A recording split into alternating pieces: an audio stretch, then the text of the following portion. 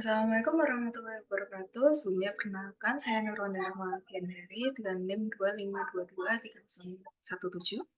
Pada kesempatan kali ini, izinkan saya untuk memaparkan progres dari draft proposal untuk memenuhi ketentuan tugas mata kuliah AR 5240 Studio Riset Tematik 2 dengan judul Morfologi, Tipe Morfologi, dan Sumber Daya Air Pemukiman Pedesaan, Studi Sosiospasial di kawasan Kars, Kabupaten Gunung Kidul, Daerah Istimewa Yogyakarta. Di sini saya akan mulai dari pendahuluan. Delay di 2009 menyatakan bahwa terdapat anggapan umum bahwa masyarakat memilih tinggal di daerah yang memiliki lingkungan fisik dan sosial yang rawan karena tidak memiliki pilihan lain. Lingkungan fisik dan sosial rawan itu salah satunya adalah daerah yang terjadi kekeringan. Nah, ternyata terdapat salah satu daerah yang mengalami kekeringan terburuk di Indonesia, yaitu adalah daerah Gunung Kidul di daerah istimewa Yogyakarta. Nah, seberapa sering masalah ini terjadi? Ternyata siklus ini menjadi siklus kekeringan tahunan di sebagian masyarakat di Kabupaten Gunung Kidul. Dari data BPS di 2002 hingga 2023, daerah Gunung Kidul ini merupakan daerah termiskin DIY di tahun 2002 hingga 2005 dan di tahun 2012 hingga tahun 2016. Kekeringan terjadi itu hingga masyarakatnya terpaksa mengambil air di lintas administrasi hingga ke Sukoharjo, Jawa Tengah, demi bisa memperoleh akses air bersih. Nah, sebenarnya apa sih yang menyebabkan kekeringan itu? Nah, di sini jenis tanah kars yang memiliki kemampuan pengikatan air yang buruk itu menjadi salah satu penyebab utamanya. Nah, daerah kars sendiri itu ditandai dengan terbentuknya rongga dan memiliki fitur lanskap yang dimana dia itu kurang memiliki aliran air seperti itu di permukaan tanahnya. Nah, dikarenakan karakteristiknya, area kars itu sulit untuk menyimpan air tanah. Di Harrington di 2016 menyatakan bahwa sebenarnya sistem manusia ini akan sangat bergantung dengan sistem ekologi dan lingkungan, sehingga lingkungan binaan ini dapat memberikan isyarat perilaku dan menjadi bentuk komunikasi nonverbal antara masyarakat, permukiman, dan lingkungannya. Nah, dari sini kita dapat mengetahui bahwa sumber air dan infrastruktur air itu memegang peranan penting dalam keberlanjutan masyarakat permukiman pedesaan, karena di mana permukiman pedesaan ini sangat erat kaitannya dengan praktek agriculture.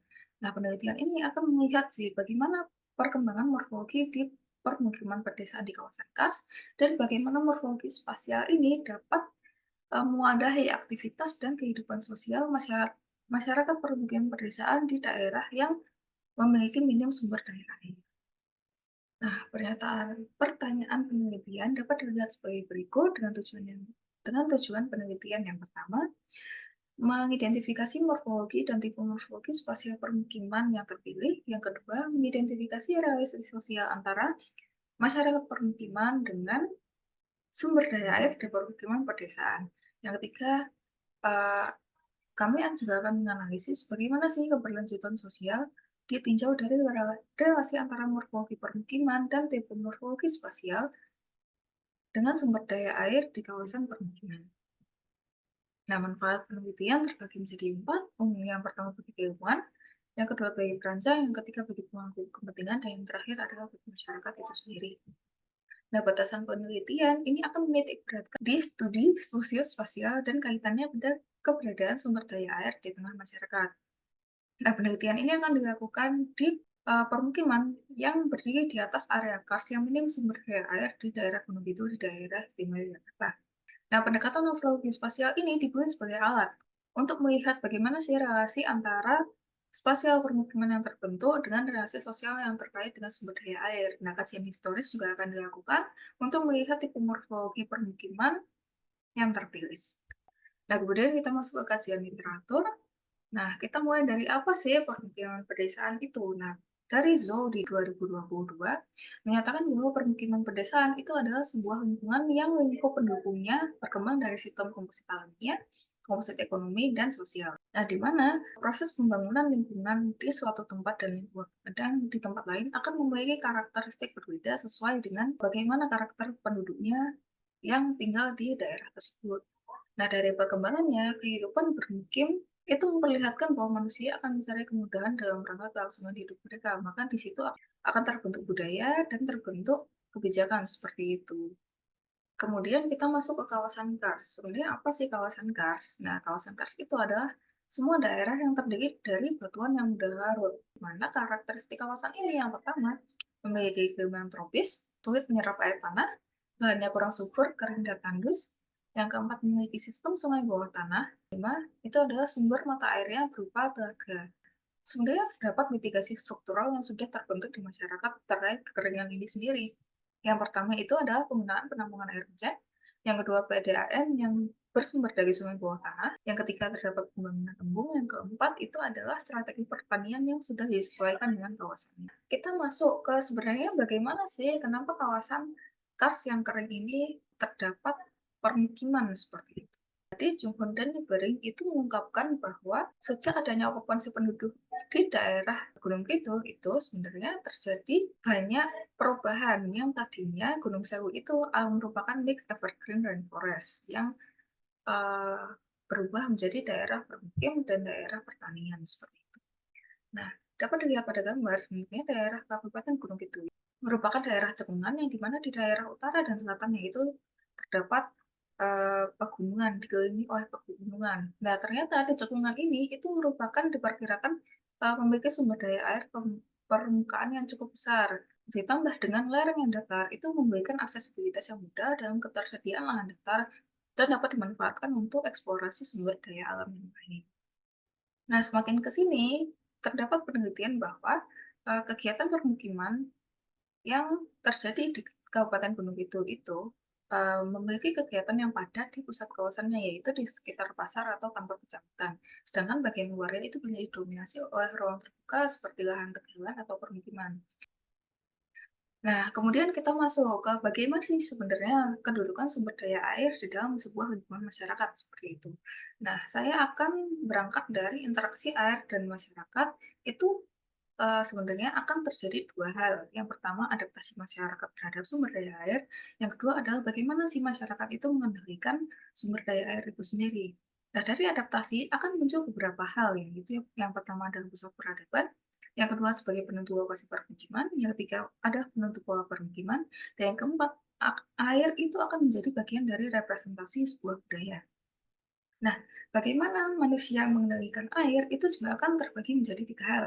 Yang pertama, terdapat kepemilikan sumber daya air itu sendiri. Yang kedua, akan adanya inovasi teknologi yang berkembang dalam masyarakat. Yang ketiga, akan ada dominasi sosial dan ekonomi dalam sebuah masyarakat. Kemudian kita lanjut ke teori sosiospasial. Sosiospasial itu adalah konsep utama yang dimana terdapat penekanan pada koneksi interaktif antara penduduk dan lingkungan sosial dan ekologis mereka. Nah, hubungan antara ruang dan masyarakat itu sebenarnya dibagi menjadi empat. Yang pertama terdapat ruang terorganisir, yang kedua masyarakat yang membentuk ruang yang menjadi wilayah, yang ketiga adalah masyarakat dan ruang bersatu dalam keadaan yang khusus. Yang keempat adanya sirkulasi antara ruang dan masyarakat di mana mereka itu berbeda tapi tetap berinteraksi dan menghasilkan efek yang kumulatif. Nah, secara khusus sebenarnya terdapat kristalisasi dari teori spasial itu dalam empat kata, yaitu yang pertama adalah wilayah atau teritori, kedua tempat, yang ketiga skala, yang keempat adalah jaring. Nah, kita masuk ke bagaimana sih cara membaca dari sosiospasial. Nah, salah satunya itu dengan membaca morfologinya. Morfologi perdesaan yang akan kita dalami di sini adalah lingkungan yang tumbuh yang hubungannya sangat dekat dengan lingkungan dan geografinya. Faktor-faktor evolusi yang mempengaruhi spasial dari permukiman pedesaan itu adalah faktor lingkungan geografis, yang kedua adalah faktor pembangunan sosial dan ekonomi, yang ketiga adalah sistem kebijakan. Nah, di antara faktor ini, faktor geografis lah yang menjadi dampak terbesar seperti itu pada sebuah ruang permukiman. Bagaimana sih cara membaca morfologi? Morfologi itu dapat dibaca dengan dari empat komponen yang dianalisis dalam sebuah morfologi. Yang pertama adalah kegunaan lahan, yang kedua adalah struktur bangunan, yang ketiga adalah olahan, yang keempat adalah jaringan jalan. Nah, kajian morfologi ini akan mengkomparasikan antara karakteristik sebuah permukiman dan aspek sosial, budaya, ekonomi dari sebuah komunitas yang menempati permukiman tersebut. Seperti itu. Data yang diambil untuk mengkaji morfologi itu dapat dikumpulkan secara kualitatif melalui peta satelit dan survei lapangan serta wawancara. Nah, yang kedua kita masuk ke tipe morfologi. Jadi, tipe morfologi itu adalah bagaimana kita membaca morfologi dari waktu ke waktu seperti itu. Nah, tipe morfologi akan mengungkapkan struktur fisik dan spasial berdasarkan klasifikasi yang rinci menurut jenis elemen yang terbentuk dalam sebuah lingkungan.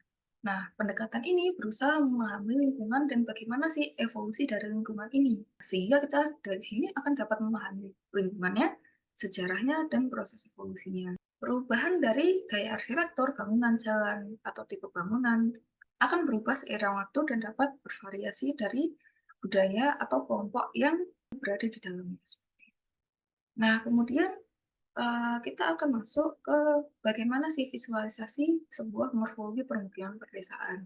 Nah, sebenarnya morfologi permukiman pedesaan ini dapat divisualisasikan melalui kuantifikasi, yaitu dari sintaksis spasial. Nah, sintaksis itu adalah pendekatan yang berfokus pada manusia yang berbasis dengan ilmu pengetahuan, yang dimana dia itu tujuan utamanya untuk menyelidiki hubungan antara letak spasial dan bagaimana sih fenomena sosial, ekonomi, dan lingkungannya. Nah, spesimental ini dapat menganalisis pola pergerakan, kesadaran, kepadatan, penggunaan lahan, keamanan, dan kejahatan dari sebuah lingkungan spasial seperti itu.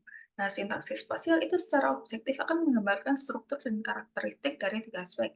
Yang pertama, keterjangkauan, dua, kedalaman, yang ketiga adalah dari integrasi sebuah lingkungan permukiman.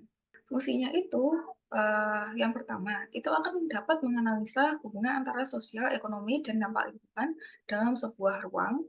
Yang kedua, dapat meramalkan keterhubungan antara aktivitas manusia sosial dengan ruang. Yang ketiga, dapat memahami kemungkinan dampak sosial dan ekonomi dari sebuah lingkungan binaan.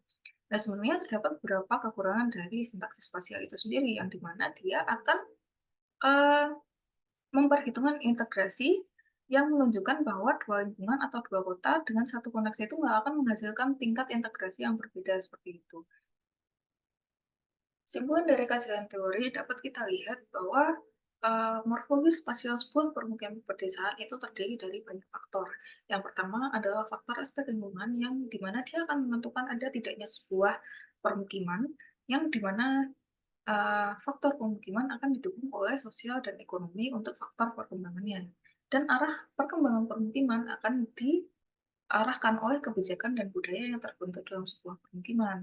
Nah, dari karenaan hal itu, dalam melakukan studi sosial spasial akan sangat penting untuk melihat konteks lingkungan, ekonomi, sosial, dan budaya, dan disesuaikan dengan objek penelitian terpilih sehingga keberlanjutan sosial di permukiman dapat dilihat dari morfologi spasial dan relasi sosial masyarakat dengan sumber daya air.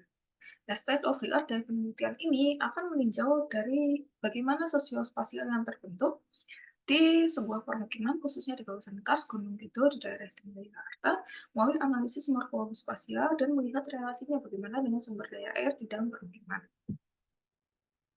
Selanjutnya kita akan masuk ke rancangan penelitian.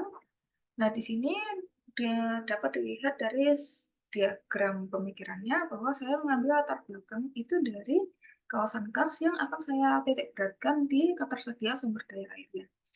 Nah, di sini maksud dari penelitian saya adalah menganalisis sosiospasial yang dilihat dari kaitan antara tempat dan jaringannya. Nah, metode analisis yang akan saya gunakan, yang pertama adalah kajian historis yang menggunakan kajian tipe morfologi. Yang kedua adalah kajian analisis sosiospasial melalui analisis morfologi yang akan divisualisasikan melalui sintaksis spasial. Nah, dari kajian teori, penelitian analisis morfologi itu dilakukan dengan pendekatan kualitatif yang nantinya akan mengoperasikan antara morfologi spasial yang terbentuk dengan kondisi masyarakat yang bermukim di dalam sebuah permukiman. Nah, di sini untuk unit analisis dan unit observasinya saya rincikan sebagai berikut. Nah, lingkup dari penelitian ini sendiri, penelitian akan mengomparasikan morfologi spasial, tipe morfologi spasial, dan relasi sosial terkait sumber daya air dari dua pedesaan. Di mana yang pertama itu adalah Desa Sebirojo yang dapat dirincikan sebagai berikut, yang memiliki kerawanan terhadap bencana kekeringan yang tinggi, dikarenakan di daerah ini juga tidak memiliki airan permukaan seperti telaga. Nah, yang kedua yang akan saya komparasikan itu adalah Desa Panjan, yang di mana dia memiliki tingkat kekeringan moderat dengan aliran sumber air permukaan berupa telaga yang berjumlah 2. Nah, tahapan penelitian saya rincikan sebagai berikut, dengan jadwal penelitian yang akan saya targetkan selesai di Juni 2025. Sekian dari presentasi saya, semoga terjelaskan semuanya. Cukup dari saya, kurang lebihnya mohon maaf. maaf. Wassalamualaikum warahmatullahi